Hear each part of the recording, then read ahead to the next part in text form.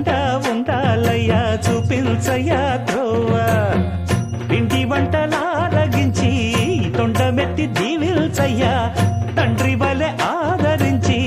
తోడు నీడ అందిల్చయ్యా ఓ